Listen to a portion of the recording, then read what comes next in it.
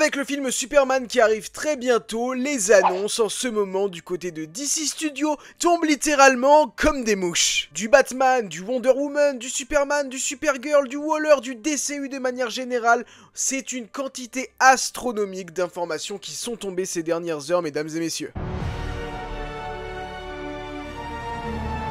Salut les Dicivores, j'espère que vous allez tous très bien. Aujourd'hui dans cette nouvelle vidéo, on va revenir sur les récentes déclarations de James Gunn sur Thread et également dans un article dans le magazine Rolling Stone où il s'est lâché et il apporte enfin de bonnes précisions sur Batman dans le DCU, sur The Batman, sur Supergirl, sur plein de choses extrêmement intéressantes. Vous n'êtes tout simplement pas prêts pour toutes les informations que je vais vous donner dans cette vidéo. Restez bien jusqu'à la fin, croyez-moi, ça vaut le coup. Tout d'abord, un petit bond jusqu'à la semaine dernière au Festival d'Annecy. Le Festival d'Annecy est un festival d'animation où justement une série DC Studios a été annoncée, une série Mister Miracle. Pour l'instant, on ne sait pas encore si cette série prendra place ou non dans le DCU, mais c'est simple. Si elle prend place dans le DCU, considérez que ça change absolument tout et que peut-être ça va déjà nous teaser le grand méchant du chapitre 2. Non pas le chapitre 1, mais le chapitre 2. Lisons ce synopsis. La nouvelle série Mister Miracle suit Scott Free, le plus grand artiste de l'évasion du monde, connu dans le monde sous le nom de Mister Miracle, dont la vie parfaite, avec sa femme guerrière Big Barda, s'effondre lorsque leurs deux mondes d'origine, Apocalypse et New Genesis, entrent en guerre et que le cruel père adoptif de Scott, Darkseid, semble avoir capturé l'arme ultime, l'équation anti-vie, qui lui donnera la domination totale sur l'univers.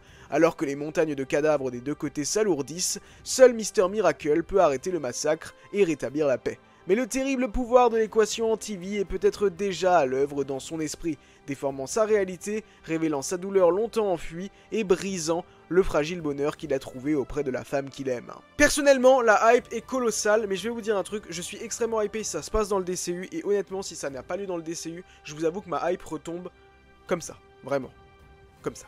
Il y a un élément qui me fait dire c'est pas dans le DCU, mais un autre qui me fait dire c'est dans le DCU. Et c'est lié à la même chose. Premièrement, l'équation anti-vie. En effet, si Darkseid a bel et bien acquis l'équation anti-vie, je ne vois pas comment ça peut se passer dans le DCU. Parce que si vous voulez, c'est un petit peu en quelque sorte l'apogée de Darkseid. Et ça, ce serait vraiment à la limite dans un film Justice League à la fin du chapitre 2, un film en 2 parties. C'est vraiment l'avènement. Ça ne peut pas arriver dès le départ, sinon c'est clair que ça n'a pas lieu dans le DCU. C'est un événement qui rassemble tout le monde. C'est un gros event quand Darkseid met la main sur l'équation anti-vie. Mais là, il est dit dans le synopsis, semble avoir pris possession de l'équation anti-vie. Et là, les mots sont importants, car peut-être qu'en réalité, il n'est pas encore en possession, mais il va penser l'être, ou peut-être que Mister Miracle va penser l'être, mais qu'il s'agira d'une autre arme, et que cela va ouvrir une intrigue bien plus longue, et ça permettrait justement, à travers cette série Mister Miracle, si elle a bien le dans le DCU, de rapporter dès le chapitre 1 des informations sur les New Gods, des informations sur New Genesis, Apocalypse, etc., afin de les ramener en live action dans le chapitre 2.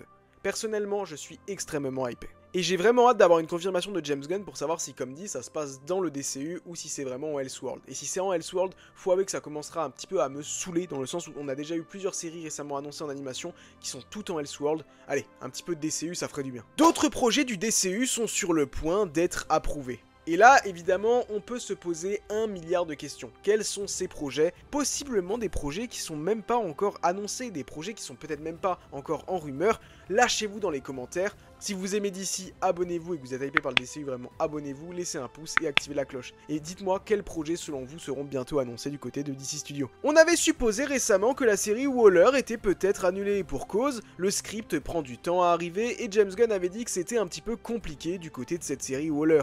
D'autres rumeurs rapportaient qu'elle s'était peut-être transformée en une série Checkmate, car Checkmate est une organisation qui sera introduite rapidement dans le DCU dès la prochaine saison de Peacemaker. James Gunn a répondu à tout ça sur Thread. Il a déclaré que la série Waller est toujours en développement et que non, elle ne se transforme pas en une série Checkmate. Maintenant, à voir si ça va bel et bien finir par arriver un jour cette série Waller, mais peut-être qu'elle est retravaillée pour y intégrer plus fortement l'équipe Checkmate, mais que ça continuera à s'appeler Waller parce que ça restera centré sur Amanda Waller. Personnellement, c'est une série qui ne me hype pas du tout.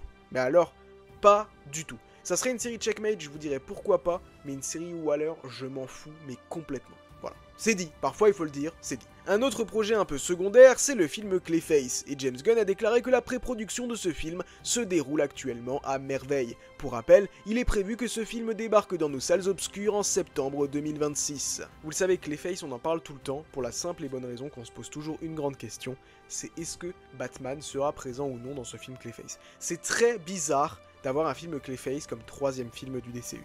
Batman sera-t-il dedans? Encore une fois, spéculez dans les commentaires. Un insider que je ne trouve pas du tout fiable, Jeff Snyder, a déclaré récemment que les Teen Titans allaient commencer à être castés en automne. James Gunn a répondu là-dessus en déclarant que ce n'était pas du tout le cas. Mais ça ne m'étonnerait pas que ce projet-là soit bientôt greenlight, peut-être même qu'il l'a déjà été, parce que ça fait longtemps qu'il a été annoncé, ça fait longtemps qu'on a quelqu'un sur le script, Anna Nogueira, qui a écrit le script de Supergirl Woman of Tomorrow, qui selon beaucoup de personnes est vraiment excellent. Enfin, Supergirl Woman of Tomorrow. Bref, ça, on arrive après. Donc ce projet Teen Titans, ça ne me choquerait pas qu'il arrive très bientôt, et vraiment, j'ai hâte d'avoir la composition de l'équipe. Vous connaissez James Gunn, vous savez qu'il est très proche du casting des Gardiens de la Galaxie, du casting de The Suicide Squad, et du casting des projets sur lesquels il a pu travailler dans sa carrière. Et il aurait parlé avec le casting des Gardiens de la Galaxie, afin d'envisager des rôles dans le DCU. Vous le savez, il y a un rôle qui est énormément mis sur la table, c'est Batman Chris Pratt. Je ne pense pas que ça arrivera, parce que Chris Pratt est un peu trop âgé pour le rôle et que James Gunn avait déjà déclaré que l'acteur qui sera casté pour Batman aura maximum 5 ans de plus que David Corenswet. L'idée c'est de les faire durer vraiment dans le temps, histoire de faire peut-être même plus que 10 ans si le public est toujours au rendez-vous, et donc caster un acteur de 45 ans, ça peut être un petit peu compliqué. Mais honnêtement, croyez-moi que Chris Pratt aurait pu nous choquer dans le rôle de Batman, et j'espère qu'ils auront tous un rôle dans le DCU parce que ce sont des acteurs que j'aime beaucoup, et j'ai vraiment hâte de voir ce que ça va donner. Information de dernière minute, un film DC Studio a été annulé. Et là, évidemment, les spéculations vont bon train. Pour moi, il y a 2 films qui ont possiblement été annulés. Et là, ça nous vient directement de James Gunn. Considérez que toutes les informations que je vous donne dans cette vidéo sont officielles. Soit c'est The Authority, c'est possible que ce soit The Authority car on n'a pas eu d'informations depuis un moment, ça reste une équipe très secondaire, mais Apocalyptic Horseman, RDC Ulix, un scooper vraiment fiable du côté de DC, avait rapporté il y a maintenant quelques mois que le film était peut-être devenu un film d'animation et que ce n'était plus un film live action. Personnellement, je ne pense pas qu'il s'agit de The Authority, parce que je pense que vraiment The Authority sera un film d'animation. Je pense qu'il s'agit de Sergent Rock. Ce projet Sergent Rock n'a pas lieu d'être, soyons honnêtes. Oui, c'est Luca Guadagnino. Ok, c'est cool. Il a fait Challengers, 96 millions de dollars au box-office. Ok, le casting avait l'air pas mal. Je dis pas, le film aurait pu être génial, mais honnêtement, c'est pas un film qu'on fait dans un premier chapitre du DCU, même pas dans un 10e chapitre, le personnage est extrêmement secondaire. Vous m'auriez dit à la limite une série Sergent Rock, je sais même pas si je vous aurais dit qu'il a la légitimité, mais allez, pourquoi pas à la limite. Mais un film au cinéma alors qu'on est censé en avoir que 2 par an, moi personnellement je ne suis vraiment pas favorable à ce Sergent Rock, et je pense vraiment que c'est ce projet-là qui a été annulé par James Gunn. Mais attention, ça ne veut pas dire que Luca Guadagnino n'aura rien, qui sait, peut-être qu'il va avoir un lot de consolation pas mal, peut-être le film Wonder Woman. Bon, on passe aux choses sérieuses et on va parler un petit peu de l'homme d'acier. James Gunn a confirmé que Superman et d'autres super-héros auront de nouveaux costumes au fil du temps dans le DCU. Bon, là, rien de choquant. Attention, mini spoiler pendant 15 secondes, Superman devrait avoir un nouveau costume à la fin du film, un costume plus ajusté, probablement encore avec le slip, mais plus ajusté et sans le col apparemment. Mais c'est assez logique que les personnages auront plusieurs costumes, on est dans un univers connecté, et il faut vendre des jouets, hein. C'est le but, il faut vendre des jouets, c'est pour ça qu'à un moment donné, Superman aura des costumes où il n'aura pas le slip.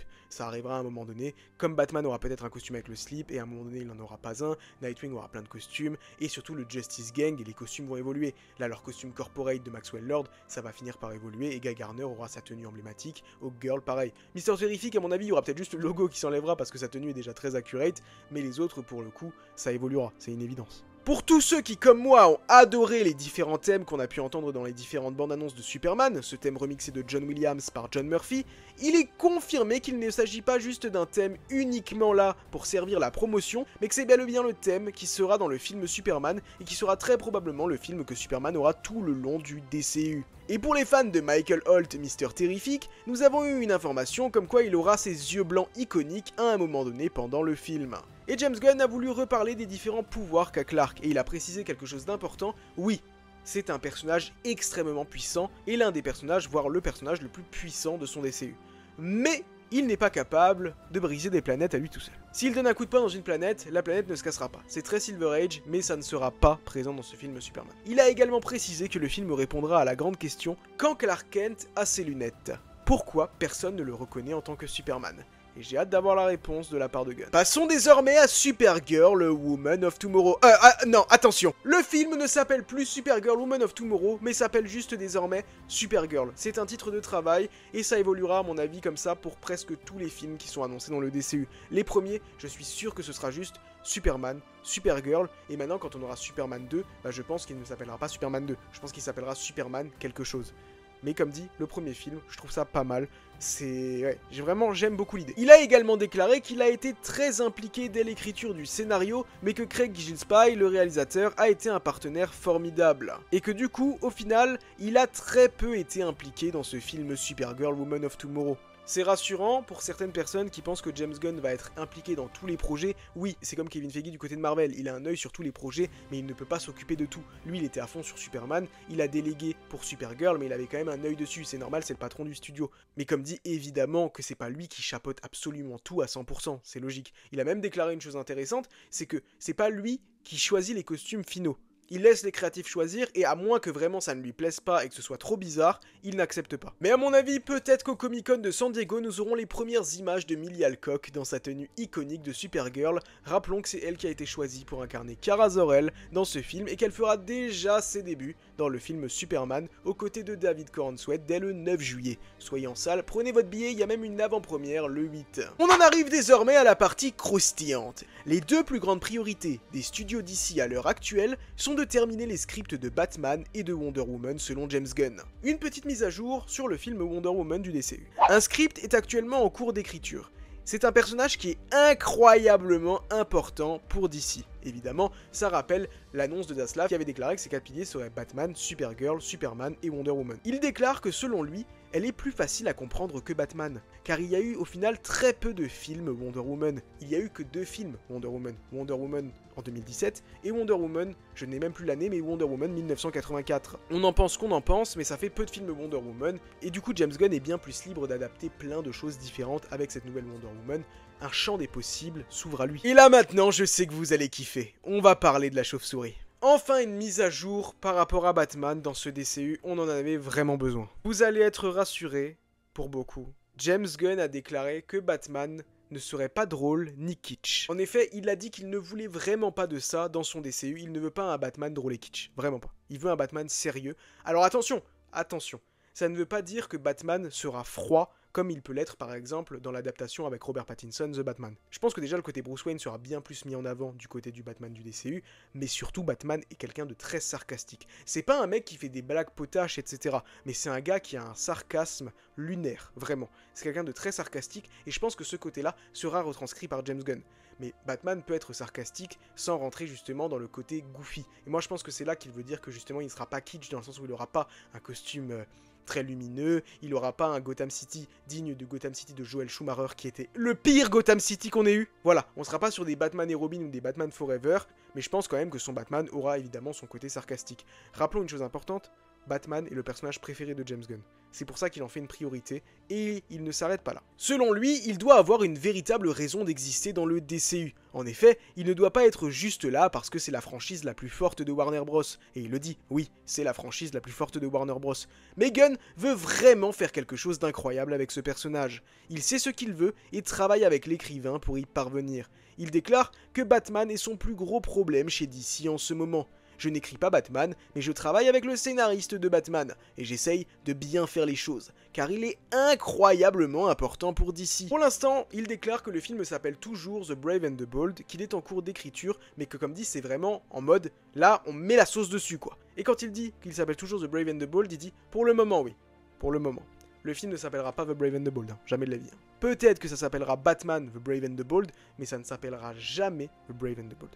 Si bel et bien Robin est mis au centre de l'histoire, je pense que le film s'appellera Batman et Robin. Oui, je sais, ça rappellera de mauvais souvenirs, mais ce sera un bon Batman et Robin. Enfin, on croise les doigts. Batman est une priorité pour DC, c'est clair, c'est le gars qui rapporte un maximum d'argent, d'accord? Donc c'est une évidence que Batman est une priorité pour DC. Je pense que vraiment il va être introduit à travers un film World's Finest en 2027 et The Brave and the Bold sortira en 2028. Après, évidemment, ça va dépendre du succès de The Brave and the Bold pour envisager une suite. Mais moi, je pense vraiment que The Brave and the Bold va tout cartonner. Si le DCU commence très bien et qu'on balance le film Batman, franchement, ça peut taper bien plus que le milliard. Vraiment. Et à ce moment-là, vous le savez, quand un film franchit la barre du milliard, là c'est une suite assurée à 200%. Regardez Joker, il n'y avait pas du tout de suite qui était envisagée, le film a fait plus que le milliard, il y a eu Joker Folie à 2. Bon, en espérant que s'il y a un deuxième film Batman, il sera bien meilleur. Mais je pense que Superman et Batman, c'est vraiment les deux personnages du côté du DCU qui ont le plus de chances d'avoir des trilogies de leur côté. Mais elles seront bien évidemment éparpillées sur les 10 ans du DCU. Fun fact, DC a proposé à James Gunn de réaliser un film Batman en 2020, mais il a refusé parce qu'il venait d'être réembauché pour réaliser Les Gardiens de la Galaxie volume 3. Et dites-vous qu'à la base, il avait refusé Superman à l'époque. Il a fini par accepter, là du coup il est réalisateur sur ce prochain film Superman, mais Batman il aurait dit oui. Ça montre encore une fois que c'est un fan inconditionnel. Et si c'est un fan inconditionnel, j'ai vraiment envie de croire qu'il va vraiment mettre Batman au centre. Et si je dis ça, c'est parce que c'est mon cœur. Mon cœur appartient à la chauve-souris, bien qu'évidemment, d'ici ce n'est pas que Batman. D'ici c'est énormément de choses, mais Batman et Superman, je pense que c'est les deux plus légitimes d'avoir des trilogies. Mais en dehors de ça, clairement, j'attends énormément d'autres choses de ce DCU, que ce soit les Green Lantern, que ce soit Flash et plein d'autres personnages bien plus secondaires. Et on finit avec quelque chose qui je sais va faire jaser dans les commentaires. James Gunn a parlé de l'arrivée de Batman, interprété par Robert Pattinson dans le DCU. Voici sa déclaration. Je ne dirais jamais 0 parce qu'on ne sait jamais, mais c'est peu probable. Il apporte également une mise à jour sur The Batman partie 2. Le film n'est pas annulé, Matt Reeves écrit toujours le scénario et il ne sera pas connecté au DCU pour le moment. Je pense pas qu'au final il sera connecté au DCU, vraiment je sais que c'est un débat qu'on a régulièrement et tout. Je pense qu'ils vont vraiment en avoir deux, que tu vas avoir The Batman du côté Elseworld et que l'univers va continuer à être développé avec des séries sur Max et que de temps en temps tu auras un film The Batman. Je pense qu'en fait il y en aura encore deux.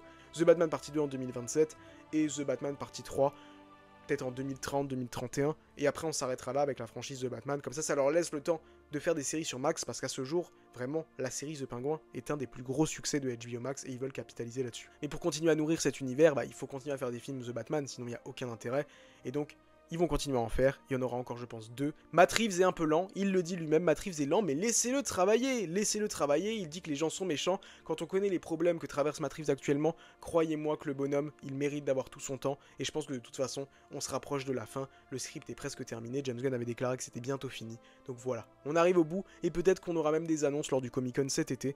Maintenant, j'ai hâte de savoir comment ça va se passer d'avoir deux Batman, j'espère juste que vraiment l'un ne va pas léser l'autre, et si on doit avoir une priorité, je préfère que la priorité soit quand même mise sur le Batman du DCU, parce que c'est le DCU, c'est un univers connecté et je veux un max de Batman dedans. Ouais, je suis un petit gamin capricieux, ouais. Voilà, on a fait le tour. Une vidéo très riche en informations d'ici, comme vous avez pu le voir. Dites-moi votre avis dans les commentaires. Encore une fois, abonnez-vous parce que le montage va être très long.